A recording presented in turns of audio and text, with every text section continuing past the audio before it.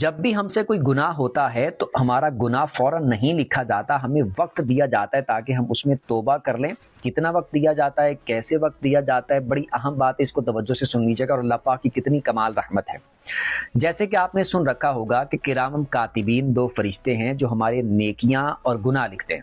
ہمارے رائٹ اور لیفٹ کندھے پر موجود ہیں۔ تو جب بھی ہم کوئی نیکی کرتے ہیں، کوئی اچھا کام کرتے ہیں، تو ہماری نیکی کو بلا تاخیر، یعنی تھوڑی سی بھی اس میں دیر یا تاخیر نہیں کی جاتی، فوراً اس نیکی کو لکھ لیا جاتا ہے۔ لیکن جب ہم گناہ کرتے ہیں یا ہم سے گناہ ہو جاتا ہے تو وہ فرشتہ فوراً سے اس گناہ کو نہیں لکھتا،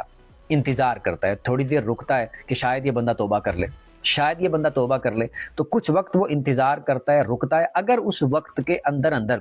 وہ بندہ جس سے گناہ ہو گیا، گناہ وہ کر بیٹھا ہے، اب اگر وہ اس سے گناہ کرنے کے باوجود بھی اس سے اگر توبہ کر لیتا ہے تو اس کا وہ والا گناہ فرشتہ نہیں لکھتا، چھوڑ دیتا ہے، وہ گناہ نہیں لکھتا۔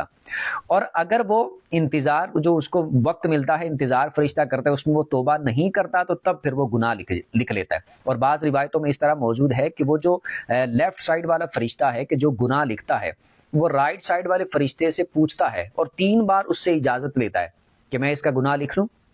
میں اس کا گناہ لکھ لوں،